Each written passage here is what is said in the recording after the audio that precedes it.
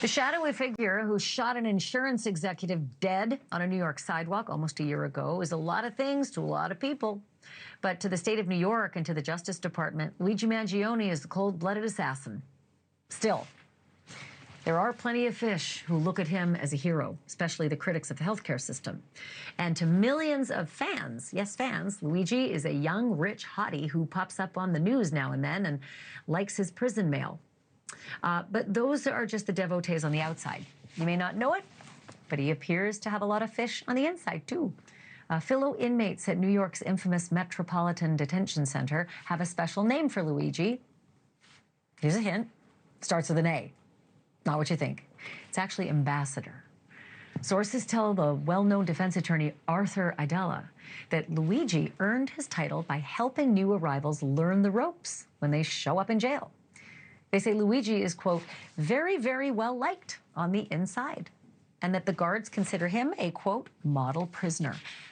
Arthur Aidala is like a super lawyer of sorts, with famous clients ranging from Rudy Giuliani to Weinstein to Ghislaine Maxwell, all of whom were held at New York's famous lockups. Here is my conversation with him about Luigi's life behind bars. How many visitors, on average, do you think Luigi is getting at MDC? I do not know the answer to that question. I do know that until recently, he was getting the most fan mail of anybody in that prison. I think he even eclipsed Puff Daddy P. Diddy in terms of just regular mail. I mean, it's a little odd for me to call it fan mail, but in fact, that's what it is. It's mail from supporters and young ladies who find him attractive. So he is a very popular figure in the Metropolitan Detention Center here in New York. It always confounds me when people write to, inmates in jails, inmates in prisons, and certainly serial killers who've been convicted. Luigi, maybe not as confounding. He does have the looks factor. We can't ignore that. But I asked you how many visitors he's getting, but can you qualify, at least from the fan mail, whether you know if some of those people who've written have asked to come and visit him? Do you know that? Well, the way it works is you cannot go and visit an inmate.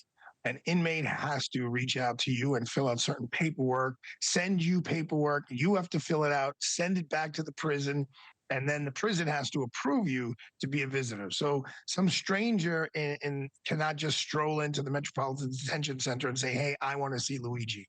Luigi has to say, I want to see Ashleigh. Send Ashleigh, I believe through snail mail, a form. You have to fill it out, send it back to the Bureau of Prisons. They then need to approve you, and then you can go in and see him. Any idea how often, or if ever, mom and dad have come to see him, or any siblings or any extended family?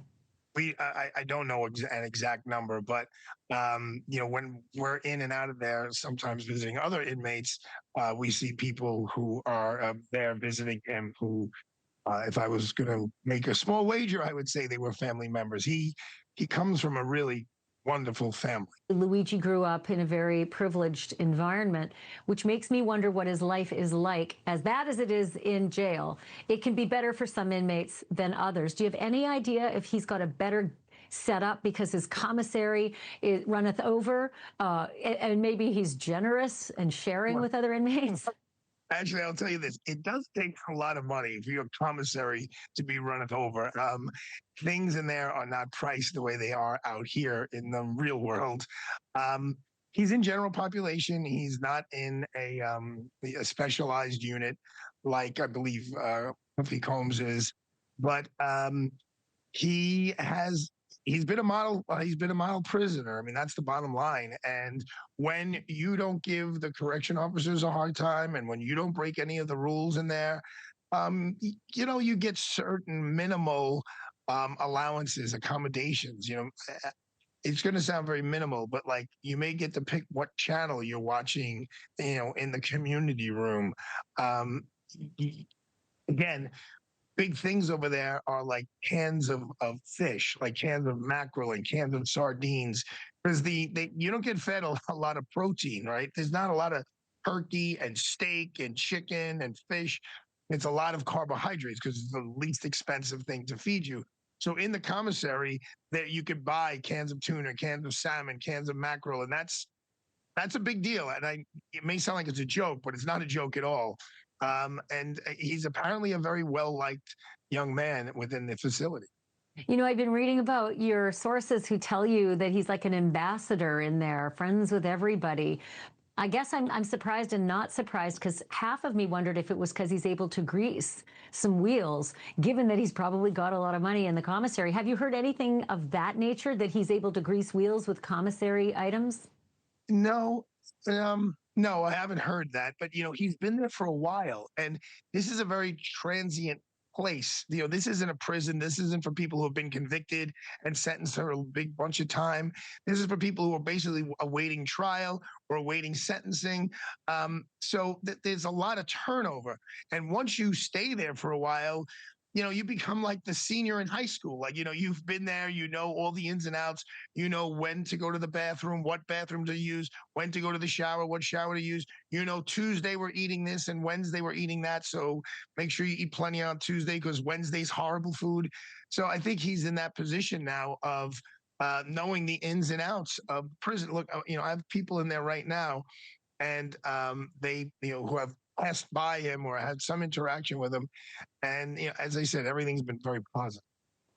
And what about the general population aspect? I mean, I understand Diddy not being in general population, but I'm a little shocked that someone as famous and wealthy as Luigi would be in Gen Pop. Why do you suppose he's there?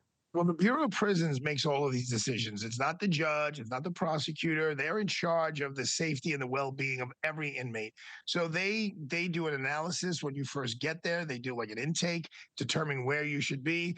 A lot of it, and what we're not talking about, a lot of it is gang related. There's the Bloods, and there's the Crips, and there's the Latin Kings, and there's a lot of different factions. It becomes a very tribal type of atmosphere where people go to their comfort zones.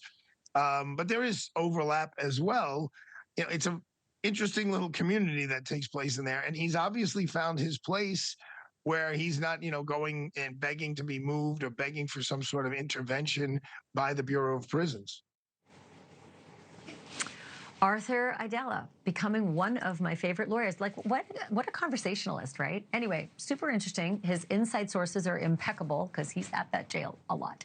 Thank you for watching. Subscribe below and download our NewsNation app right now on your phone, and you will get fact-based, unbiased news for all Americans.